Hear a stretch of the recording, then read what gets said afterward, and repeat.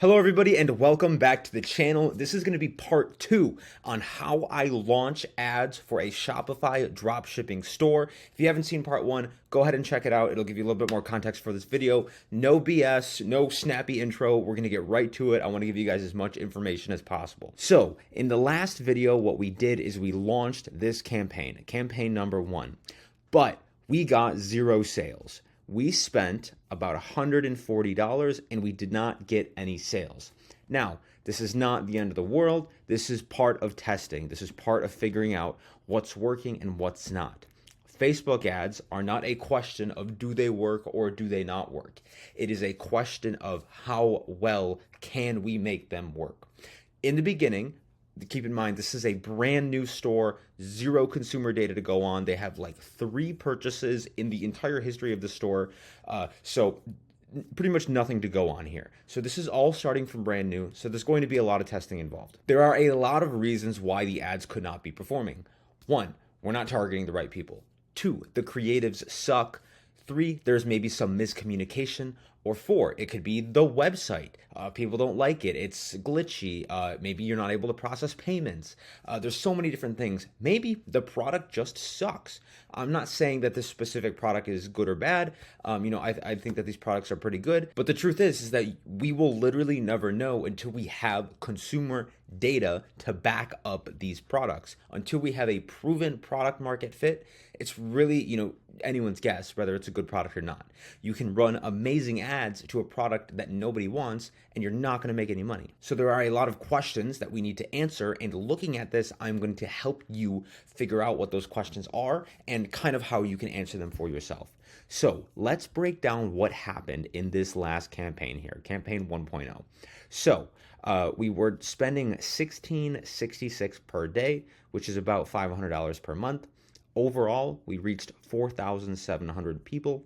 The ads were shown 6,698 times. So basically, every one person saw the ads about 1.25-ish times. We had a $140 ad spend, and our CPM was $20. You can see, compared to a lot of the past results, we were able to show these ads to people for a lot cheaper. This was the first campaign that my agency took over. We can definitely see that in the past, compared to what this business owner had been doing, we've been able to market for literally at the bare minimum 50% less than them. Like for example, this CPM versus, some of these down here, we're literally marketing for like a 20% of their cost of what they used to be. So basically, we're showing to more people for cheaper. That's great. That's great news. So we're definitely going in the right direction here. A lot of that is because of how we've optimized it. And look at the link clicks and landing page views. We have been able to get a lot more people interested in the ads enough to click on the stuff. Like let's take a look at compared to the last campaign number 6. This is the one that the business owner did. They spent $76, so roughly only about half what we spent. So in theory, they should get double the amount of link clicks. So 42 link clicks is what we could expect, since they only spent half. But we got 111, so we got almost 3 times as much link clicks as they did. That means our ads were more compelling, our copy was more compelling, people just wanted to click on the stuff more. Let's compare to campaign 2 here as well. They spent about just $9 less than us, but we got about 3 times more clicks and landing page views than them. Basically, we're getting more people to click on the ads for cheaper. That's amazing news. Now here is where I'm starting to see some of the problems. So far in this campaign, we got 4 add to carts. That's pretty good news. People are compelled enough, they like the stuff, they like the price, and they add it to cart. You can see so far overall in this business, we have had 11 add to carts. But, and here is where I started to notice some issues. Although we had 11 add to carts, we have only had 3 sales. So just kind of back to this one, 4 add to carts and no sales. Okay, so is this just a fluke? Why are people adding it to cart, but they're just not compelled enough to make the purchase? And overall, when we look at this account, 11 times people have added an item to their cart, but only 3 times people have actually been compelled enough to check out. Now that makes me think that there is an issue. I would like to see a higher add to cart to checkout conversion rate. This number does vary a little bit, but your cart conversion rate, so once something is in the shopping cart, there should be at least about a 45% chance that that item is purchased. However, here we're seeing less than 30%, maybe like 25% chance that this item is purchased. So 25% of the items that are put into carts on this website are making it to the sale. That is less than what I would want it to be. I would like to see at least half of the add to carts make it to purchase. When we are looking at these ads and when you are looking at your own campaigns, you need to follow the process of what your consumer is following. They see the ad, they're compelled enough to click on the link, they like what they see on the page, they're compelled enough to put it in their cart, and then are they compelled enough to check out? In this case, not really. So that's kind of where we're noticing the issue. We're getting a lot of people that are interested enough, they're adding the item to carts, and they want to check out, but they don't. So why? So that is when I go over to the website and I go over to the checkout page and I just try, to take a look at what's going on here. This is just a random item. What does their shipping look like? Okay, $4.99. Obviously, free shipping would make this a little bit more enticing, but I don't think that this is the end of the world. So I'm just going to kind of test this out here. This is just a test on where I want to ship this thing.